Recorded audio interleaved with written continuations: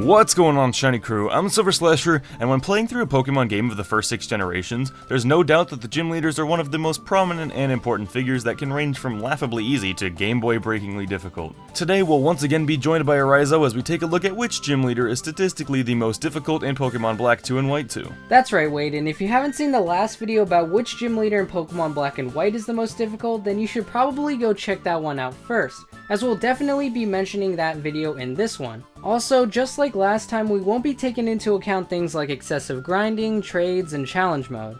And with that being said, let's get started. Oh my god, he said it!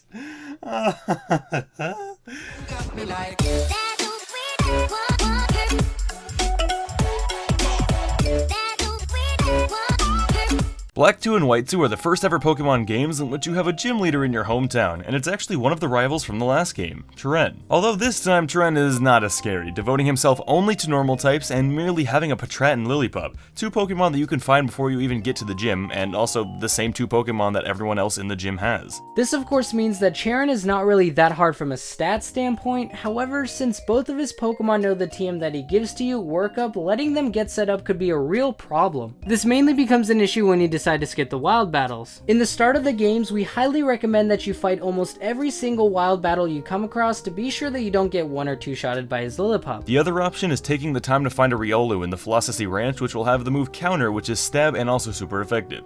This can be risky though, as they have to hit you for it to do damage, and a wasted turn hitting Counter while they work up could be terrible. One final choice could be to catch a Mareep at the ranch, which will know Thunder Wave at level 4, so you can try to stop the powerful pup from ever even making a move. In my opinion, Tren is probably the most difficult first gym leader ever. Then we have the second new gym leader in the games, Roxy. Roxy's team consists of a level 16 Coughing and a level 18 Whirlipede. To be honest, this gym is only challenging if you don't grab one of the counters. The only Pokemon that are specifically good against Roxy are Pignite, Growlithe, or Pidove, which can deal with her Whirlipede. If you're playing Black 2, you can also head over to the Verbank Complex and get a Magby, but in White 2, it's an Elekid, which is much less useful at this point. Another option that works, but is admittedly less advisable, is to catch a Dunsparce in the Shaking Grass, which learns Rollout for the Ace. But even then, you should probably have something different to deal with the Coughing since it runs Smog, which, while a pretty bad move, has a 40% chance to poison the Pokemon it hits, because you don't want to go into her strongest Pokemon already poisoned. By far the best option for dealing with her is to go over to the Verbank Complex and grab yourself a Magnemite. Its steel typing makes it immune to poison moves, and since it's Gen 5, resistant to Dark, which 100% halts her entire team. Next up we have Berg from Castelia City. Pokemon that can deal with bug types are Pidove, Woobat, Zubat, Darumaka, Flareon, and of course Pignite. To be completely honest, Berg is a lot easier in Black and White 2 than the originals. This is because he swapped out his Whirlipede for another grass bug, which is way weaker to flying or fire types. Of course he does still have his Dwebble, but just like the last time, any special attack will be fairly effective against it, and obviously Deal What destroys it. Yep, and speaking of gym leaders that were more difficult than the originals, let's look at Alyssa. I didn't really mean it like Anyways. For whatever reason, she decided to get rid of one of the 2 Emolgas and remove the stab flying move Eryizo from the one she still has. This is a massive change, as these were the 2 biggest problems in the original. This time around, Emolga is a breeze to deal with. Roggenrola, Onix, and Dwebble are all around you, so you should be able to take care of it. As for the ones that are on the ground, you should be able to catch Drillbur, Sandile, Sandshrew, and Trapinch. You could also grab a Maractus or use your Servine to resist the Electro-type moves, but it's not really advisable seeing as Zebstrika has Flame Charge and Emolga resists it. Other than that, just don't use any water types and you're pretty much going to be okay. Yeehaw, it's time for Clur. You're in that dang old Driftveil, sir. Who uses them darn grown terps. Alright, I'm done. For the most part, Clay has stayed about the same in terms of difficulty. So many of you last time said that he was the most difficult, and I really don't get it at all, I'm sorry. I don't think I've ever actually struggled with Clay, let alone lost to him. Regardless, I personally think he's a little easier this time around. He swapped his Palpitoad for a Sandslash, which, while less weak to grass, can be dealt with in more ways. Things you can capture to combat Clay in the area are Ducklet, Marill, Deerling, Foongus, and Swadloon, while of course using Servine, Deowa, Vaporeon, Whimsicott, Lilligant, or Maractus from earlier in the game will work too. You can even use a fighting type like Girder or Scraggy for the Krokorok and Excadrill if you wanted to. If you're using a grass type, you should also be wary of the fact that Clay's Sandslash has Fury Cutter, but honestly you should be able to take it out before the damage snowball gets rolling. Now we can run ourselves over to Miss Tralton City to challenge the flying type gym leader Skyla. This time she's dropped the Unpheasant for a Pokemon far more interesting, a Skarmory. The addition of this Pokemon pretty much puts Boulder out of the picture since 2 of her Pokemon have type advantage on it, making electric types the only way to combat her without her having type advantage. This once again means that the best strategy is to grab a Zebstrika from Route 7, which is right next to the town and is available before challenging the gym. However, it's also possible that you have an Ampharos like we suggested for the first gym, or a Magnezone like we suggested for the second gym, or maybe an Electabuzz if you're playing white too. It should also be mentioned that for Skarmory you can use any of the fire types previously mentioned, such as Darmanitan, Ambor, or Arcanine. Just keep in mind that you should have something for that Swanna, as it can be a problem. After Skyla, it's time to take a long voyage over to Opelucid City, the home of the 7th gym leader and the returning title holder of the strongest gym leader, Drayden. In the years between the games, Drayden decided to swap out his respective choice of Fracture for a more unique Pokemon, Flygon.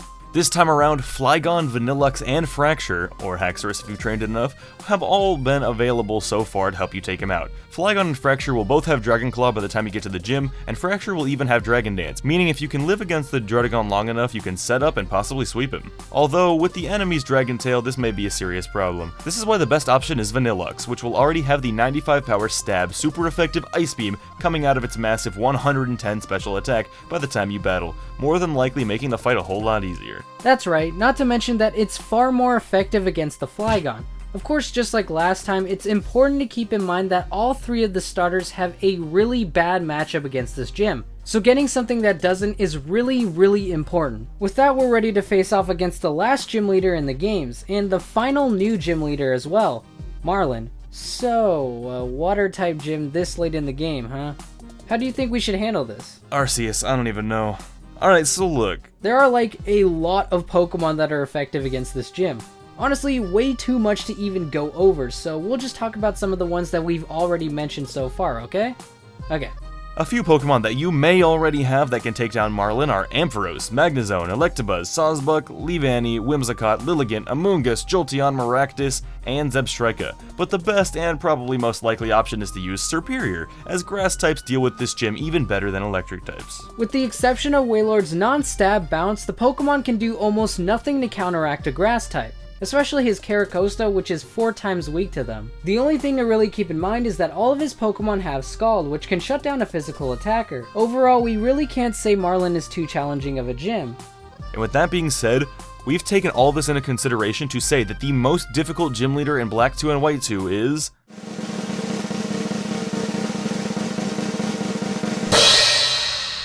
Chiren.